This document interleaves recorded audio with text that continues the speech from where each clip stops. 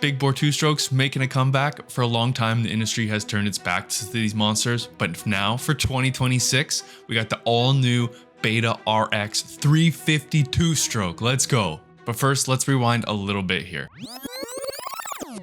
Big bore two-strokes like the Honda CR500 and the Kawasaki KX500 used to rule the motocross and desert racing scene. These bikes were absolute units. Raw torque, insane power bands, and enough vibration to rattle your fillings loose. But by the early 2000s, four-strokes had taken over. They were smoother, easier to ride, and thanks to change in racing rules, they become the new standard. Emissions regulations didn't help either. Big two-strokes got labeled as dirty, loud, and outdated, so the big bores faded out. No new models, no manufacturer support, just die-hard fans like you and me keeping the legends alive. Then enter Beta, an Italian brand that's been quietly making serious waves in the off-road world, especially with their two-strokes. They've been innovating with counterbalancers, oil injection, and lightweight frames, all without copying the big four. But now, they've gone rogue. Beta first built a one-off 350cc two-stroke dirt bike for Casey Stoner to ride in the Transmoto 8-hour in Australia back in 2023, and that bike was the prototype for something bigger and better, and it wasn't just a gimmick, it was a real testing. And then came the big stage, EICMA 2024 in Milan, where Casey raced the prototype RX350 in a flat track style Champions for Charity race.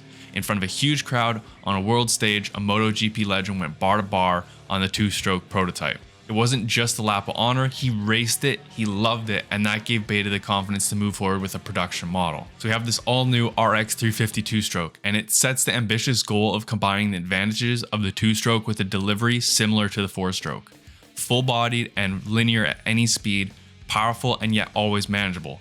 Why use a two-stroke engine? For its simplicity of use, assembly, and maintenance, which makes fuel-mixed engines the perfect allies in a recreation or race use of the bike, where riders can rely on the proven power of the engine, an engine that provides a vast amount of usable power yet remains low cost to maintain. The additional cubic centimeters compared to the RX300 exiting the scene create a never-seen-before body on a motocross two-stroke, bringing Beta's typical enduro racing characteristics to the 9th power, always ready and full-bodied at any speed. The motorcycle was designed for non-professional riders who ride regularly and who want to have fun without too much fatigue by exploiting the lightness and rideability of such a lightweight and high-performance two-stroke model. A true revolution for the RXs, retaining the same project's goal, to equip the bike with a frame, engine, and components of a high level and bring the new frontier of rideability to the MX world. So here's what we know about the new motor. The RX350 two-stroke was designed to obtain the greatest linear power delivery and gives riders the option to exploit the great power availability when needed. The first noticeable difference when looking at new engines is certainly the new dual spark plug head on the RX350. The 350 manages to keep a greater torque and rounded delivery,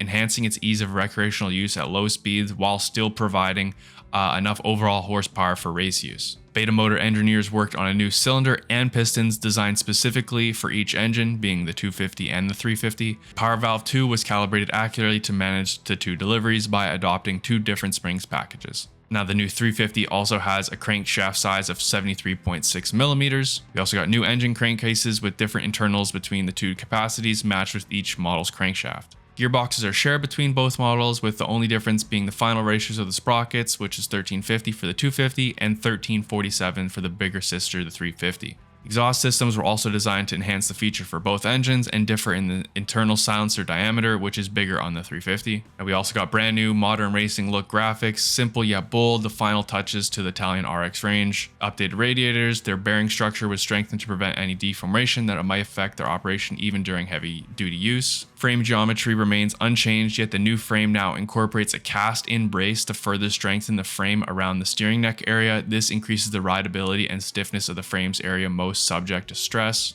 Aluminum rear subframe and dedicated filter box. Now this aluminum gives the right level of stiffness to the structure, light yet has the rigidity to overcome the demand of motocross. Access to the filter remains on the left side of the bike and is extremely easy and intuitive, as well as being tool free. Huge ups for Beta on that one. I absolutely love my Beta for being toolless to get to the air filter. And then there's also the push button seat that also removes without tools. Now we got Kayaba suspension on this, with the fork being 48mm and the single shock being 50mm. They are specifically calibrated on the new range of models, focusing on the rideability and stability when the pace rises.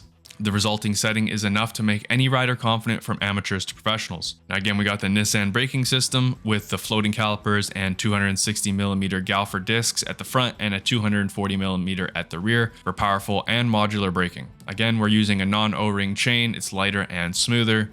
And again, we have a lithium battery, which is lighter and a must for quick starts. And again, we're using the handlebar silent block, which is the X-Trig Flex Fit bar mount, which provides a comfortable grip on the handlebar for enhanced control and reduced vibrations.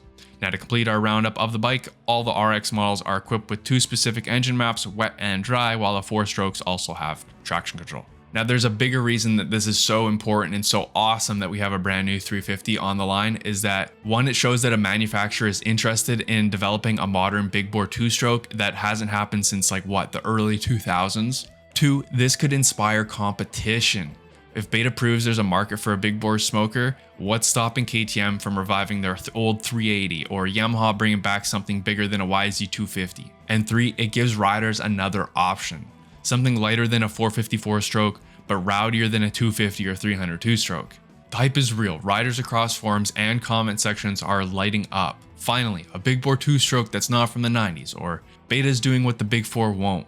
We're standing at the edge of a new era. The RX350 isn't a throwback, it's a statement that 2-strokes, even the big ones, still have a place in modern motocross. It's the kind of move that could wake up an industry and fire up a whole new generation of riders. What do you think? Would you ride a 350cc 2-stroke? Is this the comeback we've been waiting for? Drop your thoughts in the comments, smash that like button, click subscribe while you're there, and man, we're gonna have to just see what people think when this thing is in the hands of the community, and I'm just super excited, super looking forward to it. Hopefully this in turn means a lot more big bore 2-strokes for everybody to enjoy, and hopefully we'll get an Enduro model, because that would be insane. Just for and giggles, you know, to have something that crazy, that wild, I would absolutely love that. So we're gonna see what happens come time, you know, just got to see what plays out. But other than that, I'll see you guys in the next one. Peace out.